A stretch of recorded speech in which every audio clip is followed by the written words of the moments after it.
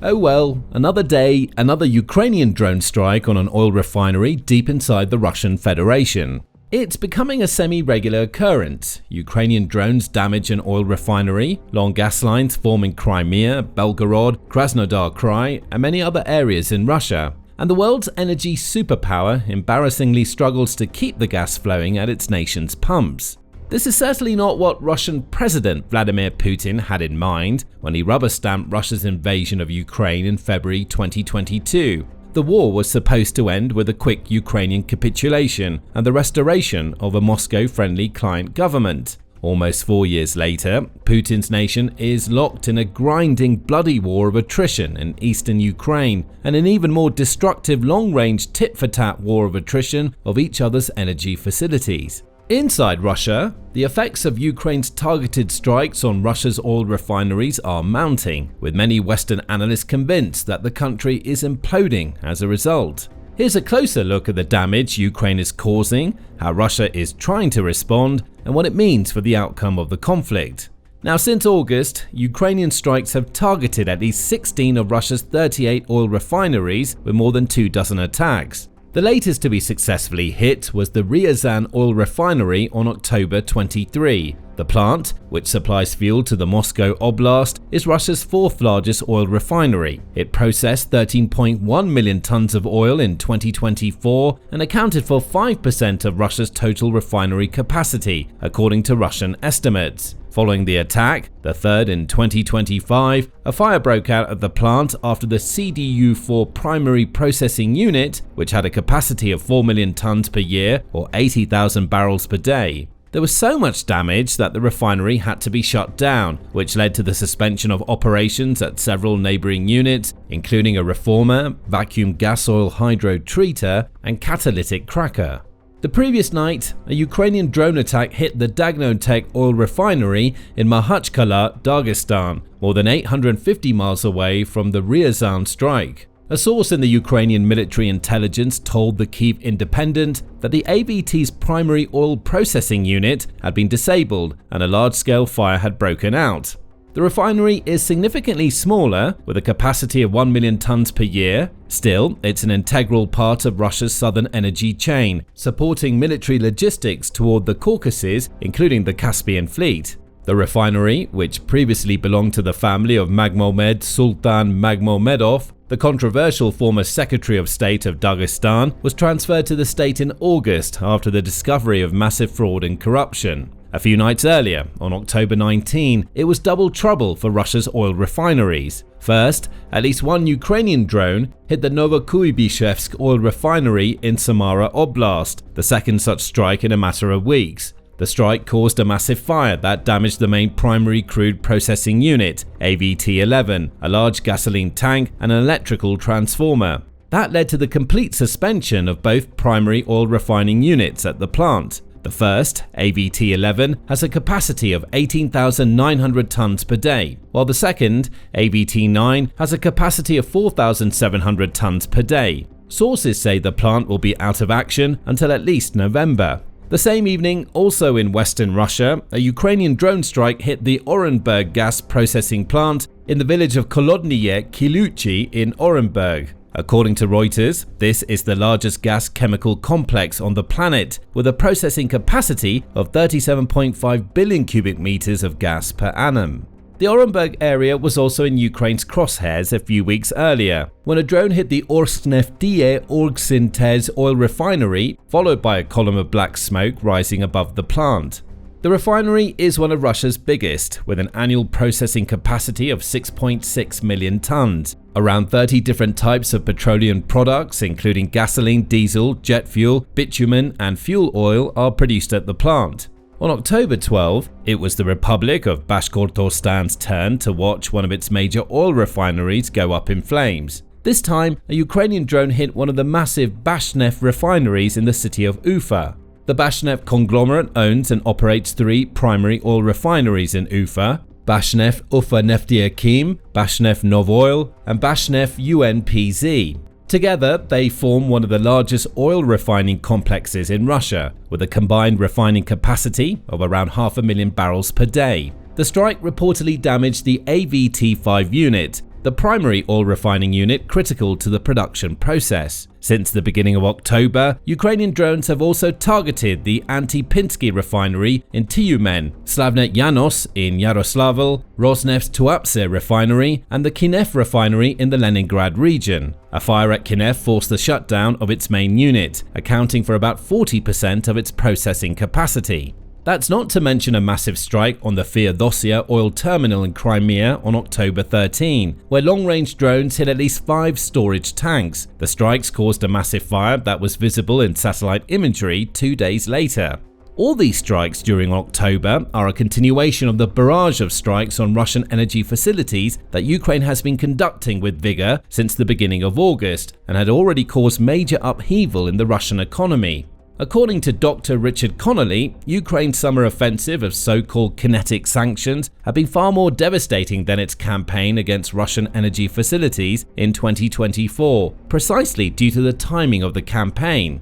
Dr. Connolly is a specialist on the Russian economy, especially its industrial, energy and defense sectors. He's an associate fellow at the Royal United Services Institute, RUSI, in London, and has held an adjunct senior fellowship at the Center for New American Security, CNAS. He's authored books including Russia's Response to Sanctions, 2018, and The Russian Economy, A Very Short Introduction, 2020, which address aspects of Russia's economy and its military-industrial complex. In a recent interview on independent reporter Matt Williams' Willy OAM YouTube channel, Dr. Connolly said that while the 2024 strikes were carried out at the end of winter and the beginning of spring, the 2025 strikes focused on the summer. That's when, like in many nations, seasonal demand for fuel is at its highest in Russia. People are traveling for the summer holidays and farmers are harvesting. Fuel supplies are typically strained at this time of the year anyway, so any further pressure on supplies can quickly escalate into a disaster. And increasing pressure on fuel supplies is certainly what Ukraine's strikes are causing. Even before the flurry of strikes in October, Russia's total refining output had fallen to 4.86 million barrels per day, nearly 10% lower than in July and the lowest level in at least 5 years. According to state statistics agency Rosstat, retail gasoline prices rose 2.58% in September, the steepest monthly increase since 2018. Prices were up 12.73% on an annual basis, the fastest pace in 14 years. A BBC investigation a few weeks back found at least 57 regions of Russia had faced interruptions in fuel supplies following Ukrainian strikes on Russian refineries since August, although many of those have subsequently stabilized. Reports by Reuters, Bloomberg, and S&P Global Commodity Insights state that at least 10 businesses, including export-oriented ones, were partially or completely shut down in August and September. According to Sergei Vakulenko, a senior researcher at the Carnegie Berlin Center for Russian and Eurasian Studies, since the July peak, as of early October, the productivity of Russian refineries has decreased by about 10%. This week, Ukrainian President Volodymyr Zelensky claimed twice the damage, i.e., that Ukraine's long-range strikes on refineries inside Russia have reduced Moscow's oil refining capacity by 20%. Perhaps he's overstating his case, or maybe Ukraine's October strikes have indeed doubled the damage. But either way, what this loss in refining output means is chaos at the pumps for many ordinary Russians trying to go about their business. Problems with the supply of gasoline don't affect the Russian military to anywhere near the same extent. The military's vehicle run almost exclusively on diesel, whereas the strikes on the refineries primarily affect gasoline. Still, shortages of gas at the pumps hurt ordinary Russians and Russian businesses in ways that Putin might begin to feel even more acutely. Shortages of fuel and the sharp increases in fuel prices that inevitably follow make for unhappy people, and a population feeling the effects of Putin's war in Ukraine in such an acute and direct way is likely to be far less supportive of it than it has been for the most part to date. Dmitry Peskov, the Kremlin spokesman, recently declared that Russian citizens are completely united around President Putin and ready to shoulder any burden. But disruptions in the supply of fuel and high prices for it can quickly destabilize all that. In January 2022, a revolt in Kazakhstan over a spike in liquefied petroleum gas prices quickly spiraled into nationwide unrest. Mass protests, looting, and torched government buildings forced a desperate plea for help that brought Russian troops to restore order. Nursultan Nazarbayev, who had ruled Kazakhstan for 3 decades since the Soviet collapse, was forced to step aside in the turmoil's aftermath. Putin is well aware of the potential for similar unrest for similar reasons in Russia, so he and his government have been scrambling to try and stabilize the situation. The first way that the Russians have tried is by banning exports of gasoline and diesel fuel to try and ensure that there's enough fuel available to satisfy domestic demand. The ban actually started back in September 2023, ostensibly to curb price hikes during harvest season amid reports of gasoline shortages in the country's south. Deputy Prime Minister Alexander Novak said the government was ready for radical measures to curb fuel price hikes caused, among other things, by inflation and an increase in international oil prices. Well, oil prices have receded somewhat since then, but the ban on gasoline exports hasn't. The latest extension, announced by Deputy Prime Minister Alexander Novak in late September 2025, applies to all exporters and producers and aims to stabilize the domestic market amid persistent disruptions caused, of course, by the Ukrainian strikes. According to Connolly, the ban on exports doesn't deplete the Russian war coffers as much as one might think. He says Russia simply increases its output of crude oil rather than refined gasoline to compensate for the loss in export revenues, and that, depending on the oil price, can actually work out to be more profitable. Still, whatever previously designated for export petrol that's now available domestically certainly hasn't resolved the fuel shortage problem in any meaningful way. If it had, Russia would have been compelled to greatly increase its imports of gasoline. Yes, that's right. Russia, the world's oil and gasoline superpower, is now importing gasoline to try and rein in its rapidly escalating problem.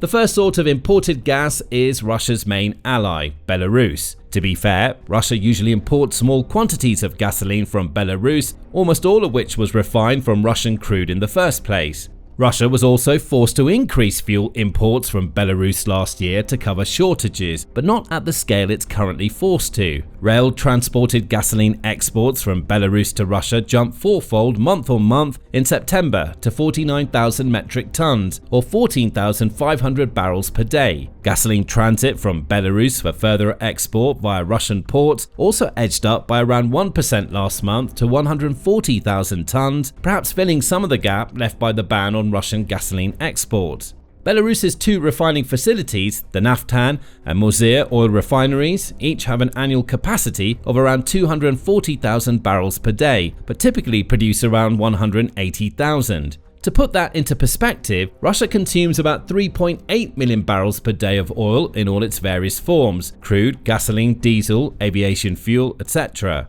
Of that, as of 2023, around 869,000 barrels per day was gasoline. So that September shipment only accounts for less than 2% of Russia's daily requirement. The queues and empty pumps across Russia make clear how much of a dent that's going to make. Belarus only consumes about 24,000 barrels per day domestically, meaning it could export significantly more, theoretically up to around 150,000 barrels per day. In early October, Russian financial gazette Kommersant estimated the gasoline shortage in Russia to be 400,000 tons out of standard monthly supplies of 1 million tons, or 20%.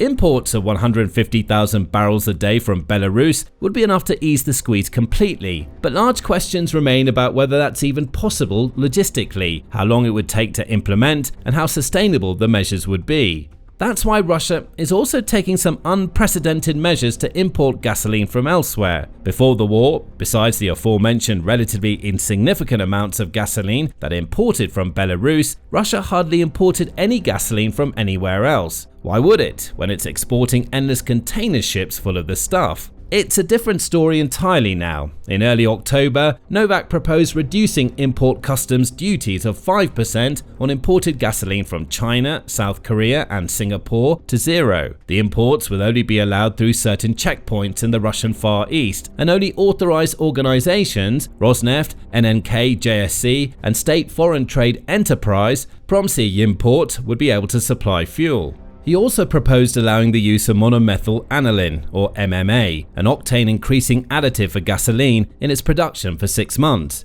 He reasoned that these moves would make it possible to add at least 350,000 tons of gasoline and 100,000 tons of diesel fuel per month to the domestic market. The addition of MMA to low-octane fuel to produce high-octane Class 5 gasoline will result in a further 50,000 tons of gasoline being made available, he believes. However, it's a controversial move. The MMA additive has been banned in Russia since 2016 to meet European environmental emissions standards. This is not among the cleanest forms of fuel. However, as the European Union continues to move away from Russian hydrocarbons, potentially on a lasting basis, compliance with EU regulations has become less relevant for Russia. It's also apparent that Russia's current fuel shortages have necessitated the adoption of alternative measures. Still, it does signal a loss of confidence in the country's refining base and a willingness to use the market to mask a strategic shortfall, especially if those are signals one wants to see. In a similar vein, Euromaidan press claims that the Russian state seized an energy company named Obolkommenergo from 2 billionaire oligarchs and reassigned it to state control. They say this is further proof of the desperate measures being taken by the Russian government amid collapsing refining capacity. Indeed, while many point to the queues for fuel and embarrassing need to import gasoline as signs that Russia is about to implode, others like Dr. Connolly urge caution in reading too much into it. True, gasoline prices hit historical highs several times over the summer. The average price of gasoline at gas stations across the nation rose by 8.36% from January to September 2025, just over double the inflation rate for the same period of 4.16%, according to official Rosstat data. As of early October, retail gasoline prices had outpaced inflation for the 9th week in a row. Still, that's only an increase of less than 10% year to date. That's less than inflation in Ukraine and not the sort of number that brings out the pitchforks. Ukraine is clearly causing some major disruptions in certain regions, but they've typically been in the further reaches of this unbelievably large land. The Far East, Crimea and Donetsk, for example. As evident from numerous videos on YouTube from ordinary travelers, the pain hasn't really been felt in Moscow, St. Petersburg, Kazan and the other key central cities. These are the centers where Ukraine would need to cause the kinds of social unrest that they're hoping will bring Putin to the negotiating table on unfavorable terms for Russia, the purpose of the strikes. The problem for Ukraine, according to Dr. Connolly, is that Ukraine still isn't striking Russia's refineries often or hard enough to cause it that level of grief. Partly, that comes down to the massive distances the drones have to travel to reach most of Russia's refineries. The distances mean that the drones can only carry smaller warheads, typically only up to a couple of 100 pounds. And that's simply not enough to cripple Russian refineries, not at one strike per refinery per month or less. He cautions that oil refineries are built to limit damage from explosions in general, for example, by compartmentalizing storage facilities. They do deal with the most flammable of materials after all. They're also typically massive, sprawling enterprises. That means that while a single drone strike with, say, a 300-pound warhead will cause a massive fire and suspend operations, it's extremely unlikely that all output at a large refinery will be halted, and repairs can generally be carried out quite rapidly. Bakolenko of the Carnegie Russia-Eurasia Center corroborates that view, stating that, to date, most refineries have been back operating at near full capacity within a week or two of being struck. Russia has also been observed installing netting and other anti-drone protection at its refineries, and has recently passed a law allowing for the mobilization of veterans of the war to protect these refineries as well. While that doesn't also speak to how much of an issue Ukraine's drone strikes have become, if Ukraine's actions in this regard are any guide, the move should also reduce the effect of these strikes. Connolly also points to Russia's inability to decisively take out Ukraine's energy grid, even with much heavier, more sustained bombardments, as a reason for caution. If Russia lacks the capacity to take out Ukraine's energy systems with a much larger arsenal, it's unreasonable to expect Ukraine to deal more significant damage to Russia's much larger, much more spread out oil refining industry with less firepower, he argues. This is where those long-range missiles Zelensky is trying so hard to secure might change the status quo significantly. But in the meantime, Ukraine's strikes on Russian refineries during the past few months haven't gone unanswered. Russia's relentless retaliatory bombardments of Ukrainian power and gas facilities have already forced most of the country to endure rolling emergency blackouts or worse. The start of the heating season has been delayed, and a growing number of authorities are warning about a very difficult winter ahead. The reality is that Russia's war machine is cracking under pressure. Ukraine's relentless strikes have exposed the Kremlin's deep vulnerabilities, not just on the battlefield, but at home, where fuel shortages, economic strain, and public discontent are mounting. The illusion of control that Putin tries to project is fading fast.